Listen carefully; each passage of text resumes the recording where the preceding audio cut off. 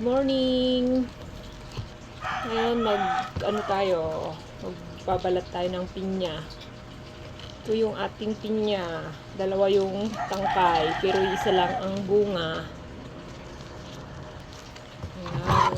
Ito yung pinya. Una, putulin natin dito.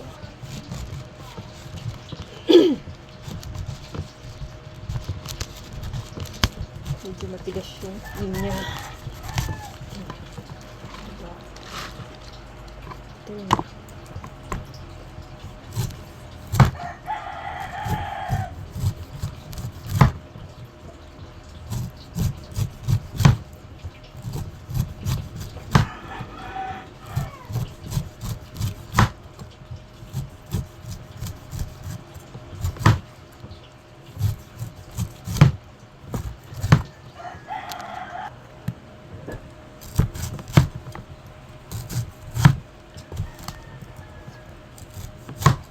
Ayan. Ngayon naman, kailangan natin ng maliit na kutsilyo para pantanggal ng mga mata. Ayan. Tanggalin natin ang mga mata.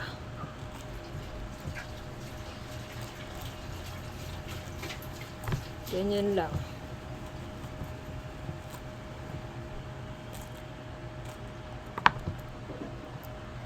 Madali lang.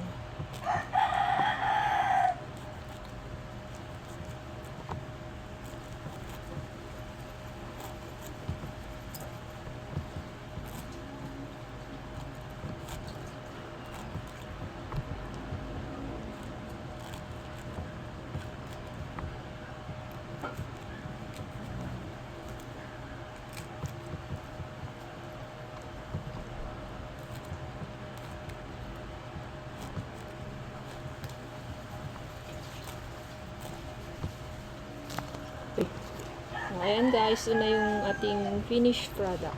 Yung nabalatan natin. Bali, 3 yung binalatan natin. Kaso yung iba, ito may bulok na. Sira, madaling masira yung pinya ngayon. Ito, kalahati na lang yung kalahati na lang nakuha natin. Dahil mula nung binili, ilang araw na bago na balatan. Kaya, mas maganda, bumili na lang kayo ng nabalatan na para sure na maayos yung pinya. Ayan po. Thank you. Maraming salamat. God bless.